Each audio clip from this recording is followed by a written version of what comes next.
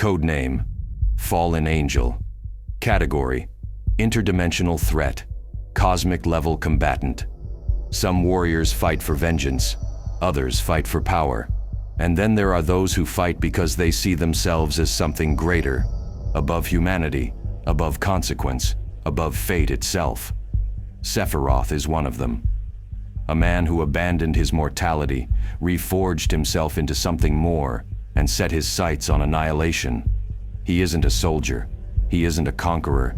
He's a certainty, moving with the arrogance of someone who already knows the outcome. Sephiroth wasn't always a monster. He was once a warrior, one of the finest, the pinnacle of human ability, genetically engineered to be the perfect soldier. But perfection is a fragile thing.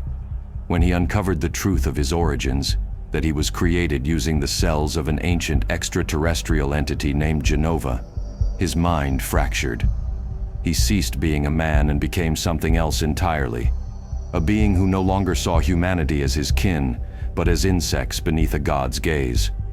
With the strength of a superhuman, the mind of a master strategist, and the will to reshape the world in his image, Sephiroth embarked on a path of destruction.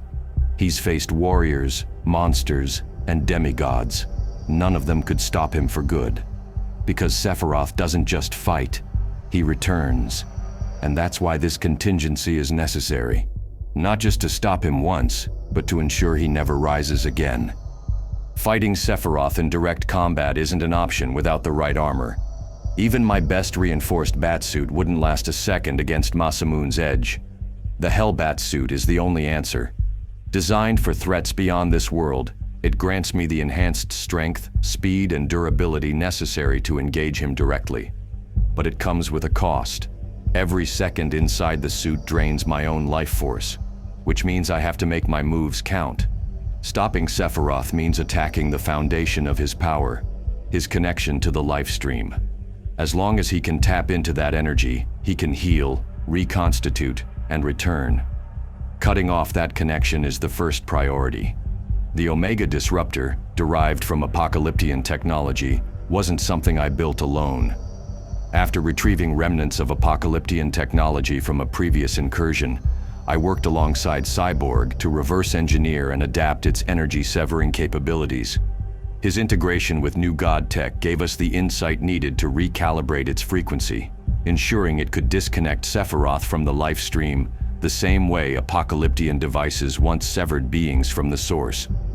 With this refinement, the disruptor doesn't just suppress power, it cuts it off entirely. But breaking his link isn't enough. Sephiroth operates with an almost preternatural awareness. His ability to read the battlefield is beyond instinct. It's certainty. He moves not as though he's reacting, but as if he's already won. To break that certainty, rather than trying to hide, I'd weaponize illusions against him. A modified fear toxin derivative, stripped of its psychological terror effects, could induce perceptual distortions, forcing Sephiroth to see multiple false versions of me moving at once.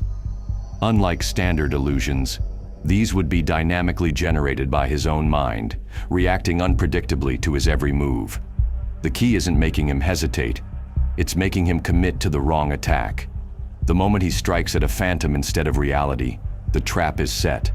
With his blade embedded in thin air, I'd trigger reinforced containment fields, high-density energy barriers designed to lock him in place. Against most threats, this would be excessive. Against Sephiroth, it's the only way to control the fight before it even begins. Sephiroth has been killed before. It didn't stop him. He comes back, reforming from fragments of existence, emerging stronger. That means containment, not destruction, is the only real answer. And for that, there's one solution: the Phantom Zone. It was designed for beings that couldn't be killed, only removed. Originally used by Kryptonians to house criminals beyond time, it functions as a pocket reality where linear existence doesn't apply. The Phantom Zone projector, borrowed from Superman, would be primed well before any confrontation. There's no margin for error. Deploying it at the wrong moment would mean failure. The device is calibrated to open a precise, localized rupture, pulling the target into a dimension where time, space, and physical existence become irrelevant. Unlike conventional containment methods, the Phantom Zone doesn't just imprison, it isolates on a level that even Sephiroth's willpower and regenerative capabilities can't overcome. Sephiroth won't walk into the trap willingly. The illusions and reinforced containment fields serve one purpose: to make him react. The moment he commits to an attack on a false target, the window opens. A single activation triggers a spatial rift, collapsing reality around him and locking his presence into the dimensional tear. No struggle, no resistance, just an instant, calculated removal. Once inside, there's no life stream to return to, no physical anchor to manifest a new form. He won't just be contained, he'll be cut off from everything. No rebirth, no ascension. This contingency, like all others, remains theoretical. Until the day comes when Sephiroth enters my world, I can only prepare, anticipate, and refine the approach. No plan survives first contact intact, but preparation ensures that when the time comes, I'll have the tools, the strategy, and the will to see it through.